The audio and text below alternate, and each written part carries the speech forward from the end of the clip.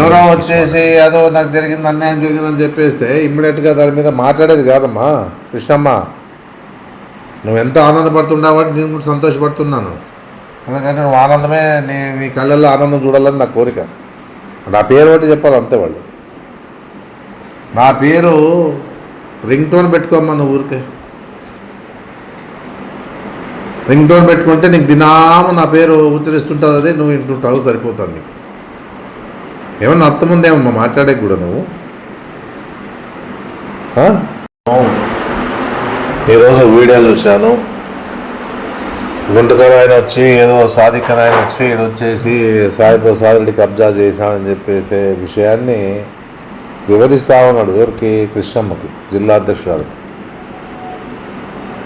ఆయన రావడానికి కారణం ఎవరంటే జయరాం గారు, గుంతకల్ ఎమ్మెల్యే కాబట్టి ఆయనకి పోతే ఆయన మా కృష్ణమ్మకు ఫోన్ చేసి ఇది విషయమే విచారించని చెప్తే ఆయన ఇక్కడికి రావడం జరిగింది. సంతోషమే కాదండి. విషయాలు ఆయన వాళ్ళు మాట్లాడేటప్పుడు సాదిక్ కానీ ఎవరైనా కానీ ఇంకోరు కానీ మాట్లాడేటప్పుడు కూడా విన్న తర్వాత నీతో ఏమున్నాయి, డాక్యుమెంట్స్ ఏమున్నాయి, ఏ విధంగా నీకు వచ్చింది, మళ్ళీ ఇది ఎవరో దీన్ని తీసుకున్నారు అనే విషయాన్ని తెలుసుకోవాలి క్షుణ్ణంగా. సాయి ప్రసాద్ రెడ్డి అంటేనే వీళ్ళందరికీ ఎట్లుందంటే ఎమ్మెల్యే గారికి కానీ కృష్ణమ్మ గారికి కానీ ఎమ్మెల్యే సాయి ప్రసాద్ వచ్చి ఎవరైనా వచ్చి కబ్జా చేశానంటేనే అంత సంతోషపడతారు వీళ్ళంతా కూడా. నేనే ఎన్నోసార్లు చెప్పిన మా ఇంటా వంట లేదు కబ్జాలు చేసేదని చెప్పేసి ఇప్పటికి ఎన్నిసార్లు చెప్పిన ఈ అమ్మ బాగా వింటూ ఎంతో ఆనందపడతా ఉంది. కృష్ణమ్మ చాలా ఆనందపడతా ఉంది. ఆ భూమి తీసుకొని ఏం చేస్తారు వీళ్ళు అని చెప్పే విషయాల్లోనూ ఎంతో ఆనందంగా, అవును అది ఏమి విచారించేసిన మాట్లాడదాంటే ఆయన వచ్చి ఆయన ముందు ఏదో బాధాకరంగా మాట్లాడి ఏడిస్తే, అవునా భూమి ఆడుంది, ఎవరు తీసుకున్నారు ఆ భూమిని, ఎవరు కబ్జా చేశారు, కబ్జానా లేకపోతే రిజిస్ట్రేషనా, వీళ్ళకి ఏ విధంగా వచ్చింది, మళ్ళీ ఇంకా తర్వాత ఎవరైతే భూమిలో ఉన్నారో వాళ్ళకి ఏ విధంగా వచ్చింది, అమ్మినోళ్ళు ఉంటారు, కొన్నోళ్ళు ఉంటారు. అది ఆలోచించుకోవాలి కదా. ఏమీ లేకుండా ఆయన వచ్చేసి ఆయన ఏదో చెప్పిన తర్వాత ఈమె కూడా ఆయన ఎంతో ఓదార్చి ఒక సామెత చెప్పి బలమైన సర్పము చలిచీమల చేత అట్లా చెప్పి ఇప్పుడు ఏదో నేను అనుకుంటున్నాను ఆయన బలమైన పాము అయిపోయింది, నేను చీమలు అయిపోయినాను. ఆ పరిస్థితి ఉంది ఇప్పుడు. ఆమెకి ఎప్పుడవుతుందో తగులుతుంది ఇది.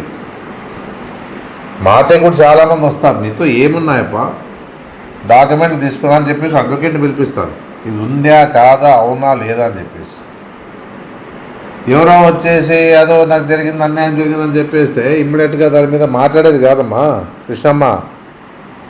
నువ్వు ఎంతో ఆనందపడుతున్నావు, నేను కూడా సంతోషపడుతున్నాను. ఎందుకంటే నువ్వు ఆనందమే, నీ కళ్ళల్లో ఆనందం చూడాలని నా కోరిక. నా పేరు ఒకటి చెప్పాలి అంతే వాళ్ళు. నా పేరు రింగ్ టోన్ పెట్టుకోమ్మా, నువ్వు ఊరికే రింగ్ టోన్ పెట్టుకుంటే నీకు దినాము నా పేరు ఉచ్చరిస్తుంటుంది, అది నువ్వు వింటుంటావు, సరిపోతుంది నీకు. ఏమన్నా అర్థం ఉందేమమ్మా మాట్లాడే కూడా నువ్వు? కబ్జాలే లోపల కబ్జాకి అనే దానికి అర్థం ఉండాలి కదా. ఆధార్ కార్డు మార్చి చేసింది కబ్జా అంటారమ్మా. బతికున్నాడు చంపి రిజిస్టర్ చేసుకునేది కబ్జా అంటారమ్మా. బీజేపీ వాడు పోయి జెండాలు పాతున్నారు కదా, అది కబ్జా అంటారమ్మా. కబ్జా అనే దానికి తెలిసిండాల. వాళ్ళు వచ్చి ఏదో చెప్పేస్తే అవును ఏమి కదా వాళ్ళు ఏమైనా కొన్నారా లేదా అనే విషయాన్ని కూడా గమనించుకోకుండా వాళ్ళు ఏదో చెప్పే లోపలే ఆయన ఏడ్చే లోపలే ఈమె అది ఎట్లుందంటే సీన్ చూసే వాళ్ళకంతా నిజంగా ఏమో జరిగిపోయిందేమో, సాయి ప్రసాద్ రెడ్డి కబ్జా చేశాడేమో అనే స్థాయిలో నీవు ఆయన ఓదార్చుతున్నావు అనమాట. ఆ స్థాయిలో ఓదార్పు జరుగుతూ ఉందట. ఒక హోదా వచ్చినాక నేను హోదాలో ఉన్నాడు, ఇంకా నా రాజకీయాలు నా తర్వాత తరం ఉండాలని చెప్పేసి నేను కోరుకునేవాడు. నేను ఇంతటితో చాలు నాతో చెప్పేసి అనుకోలేదు నేను. ఎందుకంటే ఫ్యూచర్ ఆలోచన చేస్తాం మేము. రేపు భవిష్యత్తులో కూడా మా పిల్లలు ఏదైనా అవకాశం ఉన్నా కూడా మన మంచి పనులతోనే వాళ్ళు మళ్ళా రాజకీయాల్లో ఉంటూ అందరికీ సహకారం అందిస్తూ ముందు పోవాలని చెప్పేసి ఆలోచన చేస్తాం. కానీ ఈ రోజులో నాకు చాలా అనుకుంటే 3 సార్లు నేను ఎమ్మెల్యే అవుతాం లేదమ్మా కృష్ణమ్మ. మీరంతా అంటే కసి, నా మీద కసి, ఆ కసి మీకు కనపడతా ఉంది, మీకు అలా మాట్లాడుతూ ఉంటేనే కనపడతా ఉంది. ఎన్నిసార్లు చెప్తాను మీకు, ఆల్రెడీగా ఇది గతంలో కూడా ఇదే సబ్జెక్ట్నే ఎమ్మెల్యే గారితో పోయింది. ఇది ఎవరు, ఈయన కొడుకు వచ్చి అక్కడ ఎమ్మెల్యే గారితో కూర్చొని ఆయన కూడా విచారించినాడు. ఏమన్నా ఉంటేనామంది, ఎందుకు దోపిడీ చేసేంత అవసరం నాకేముంది, మా తాత వాళ్ళ నుంచి మాకు ఇప్పటి వరకు కూడా మాకేమి భగవంతుడు ఇచ్చినాడు. నేనే ఎంతోమంది కబ్జాలను వస్తారంట, మళ్ళీ ఏమవుతారో తెలియదంట. సాయి ప్రసాద్ రెడ్డి భయపడతాడంట. ఏమైనా మాట్లాడే మాటలేమో ఇది. ప్రజలు ఇంత ప్రేమ చూపిస్తారు నా మీద. ఎక్కడ కూడా ఏది కూడా నా గురించి నువ్వు తెలుసుకోవాలంటే పబ్లిక్లోకి పోండి. మీద ఇప్పుడు ఉండే పరిస్థితుల్లోన బియ్యం అమ్ముకొని, కోడిగుడ్లు అమ్ముకొని, గరుస అమ్ముకొని, ఇసుక అమ్ముకొని, రిజిస్టర్ ఆఫీస్తోన, కాంట్రాక్టులతోన, రియల్ ఎస్టేట్లతోన, నీళ్ళు అమ్మే వాళ్ళతోన, తర్వాత బ్రాంతి షాపులతోన, మిడ్ డే మీల్స్ వాళ్ళతోన, ఇట్లా నేను తీసుకోలేదమ్మా కృష్ణమ్మ. ఆ ఆలోచన అలవాటు మాకు లేవు. అది ఎవరినైనా అడగచ్చు రాధంలో. మాకు భయపెట్టేదో తెలీదు. ప్రేమ ఏదో తెలిసేది, ప్రేమతో పలకరించేది తెలుసు, ప్రేమతో మాట్లాడేది తెలుసు. అంతేగాని భయపెట్టి వాళ్ళని భయపెట్టించేది కాదు, నాకు అలవాటు లేదు అది. యాడే కానీ ఇంతమంది ఎమ్మెల్యేలు ఇంట్లో ఉన్నామంటే ప్రజాదరణ ఉంది కాబట్టి ఉండగలిగినా మేమంతా కూడా ఈ రోజు వరకు.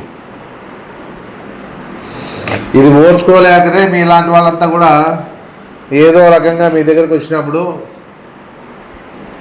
మీరు నిజంగా రాజకీయ నాయకులు అయితే ఓ హోదా వచ్చిన తర్వాత దాని విషయం ఏదో కూర్చొని అది ఆలోచిస్తాంలే అని చెప్పేసి డాక్యుమెంట్ ఏమైనా ఇచ్చిపోమంటే ఇచ్చిపోయినాడు కదా. డాక్యుమెంట్లోనా పోలీస్ స్టేషన్ పోయినాడా, ఎప్పుడు పోయినాడమ్మా? 2015లోనా ఆయన ఆర్డీఓ కలెక్టర్కి పోయిన తర్వాత ఆ గవర్నమెంట్ ఎవరుతుందమ్మా? మీదుందే నాదుందే? వాళ్ళు ఆ రోజు కబ్జా చేసింటే టీడీపీ అధికారం ఉంది, కమ్యూనిస్ట్ వాళ్ళు ఉంటారు, మీడియా ఉంది, పత్రికలు ఉన్నారు, ఇంతమంది ఉన్నారు కదా. మళ్ళీ వీళ్ళందరూ కాదని మేము ఎప్పుడెప్పుడైతే ఎమ్మెల్యేగా ఉన్నా కూడా నా మీద ఎప్పుడెప్పుడైతే బురజల్లు అని చెప్పేసి మీడియా వాళ్ళు ఉంటారు, పత్రిక వాళ్ళు ఉంటారు, ప్రజలు ఉంటారు, అంటే మీలాంటి అపోజిషన్ వాళ్ళు కూడా. అయినా ఏది కంప్లైంట్లు లేకోకుండా రాజకీయంగా ముందుకు వచ్చినాం మేము. చేతనైతే సాయం చేస్తాం, లేదంటే లేదంటాం. అంతవరకే మా బాధ్యత, అంతవరకే. కానీ ఈ విధంగా ఎవరో వచ్చేసి నా ముందు వచ్చి కూర్చొని ఏడ్చినా కూడా చెప్తాను, ఏడ్చే పని ఏం లేదయ్యా. నీకు అన్యాయం జరిగింటే నీతో ఏముండే తీసుకో, ఆ డాక్యుమెంట్లు తీస్తే ఒక అడ్వకేట్తో మాట్లాడి నీ డాక్యుమెంట్లో ఆన్లైన్లో ఏముంది, పాస్బుక్లు ఎక్కడ ఉన్నాయి, ఆ అడంగల్లో ఉందా లేదా, ఇవన్నీ తీసుకొని రా. ఖచ్చితంగా నీకు న్యాయం అంటే న్యాయం చేస్తామని చెప్పింటాము. ఆయన నా దగ్గర వచ్చి ఉండొచ్చు, ఆయనతో ఏం లేనప్పుడు నేను మాత్రం ఏ విధంగా న్యాయం చేస్తాను వాళ్ళకి? ఎప్పుడో పురాతన కాలంలో ఎవరో పత్రాలు తీసుకొని వచ్చి పెట్టేసి నేను పోలీస్ స్టేషన్కి పోయినాను, పోలీస్ స్టేషన్లోన ఆ రోజు ఎవరో ఆడ నేను కబ్జా ఇండ్లు కడతా ఉంటే నేను అడ్డుపడినాను, నేను అడ్డుపడితే ఎవరైతే కట్టేవాళ్ళు ఎవరైతే ఇల్లు ఉన్నారో వాళ్ళు ఏం చెప్తారంట ఈయనకి పోయి సాయి ప్రసాద్ రెడ్డితో పోయి మాట్లాడుకో, నాకు సంబంధం లేదన్నాడంట. ఇదేమన్నా అర్థం పడతాం ఉందే మాట్లాడేదానికి? మా తాత ఆస్తి ఏమన్నది, మా నాయన వాళ్ళ ఆస్తి ఏమన్నది? మైనార్టీకి సంబంధించిన ఆస్తి, దానికి దండిగా ఎంతోమంది ఉంటారు కుటుంబంలోన. ఎవరైనా కొన్నా కూడా ఆ కుటుంబ సభ్యులంతా కూడా ఆడపిల్లలతో సహా సంతకాలు పెట్టాలా. కబ్జా చేస్తే ఆదోన్లో ముస్లిమ్స్ అంతా చాలామంది ఉన్నారు. ఆదోన్ ముస్లిమ్స్లో వాళ్ళు కూడా మాకు అనుకూలం ఉన్నాడు ఉన్నారు, వచ్చి మాట్లాడతారు. ఏదైనా చేసింటే తప్పు జరిగింటే కూడా వాళ్ళు వచ్చి మాట్లాడే చనువు కూడా వాళ్ళకి ఇచ్చినాం మనము అనేది మీరు ఆలోచించుకోకుండా సాయి ప్రసాద్ రెడ్డి పేరు చెప్పే లోపలే నా పేరు 10 సార్లు ఉచ్చరించి ఆ భూమి తీసుకొని ఏం చేసుకుంటారు అని నువ్వేదో ఏం కట్టుకుపోతారు వీళ్ళు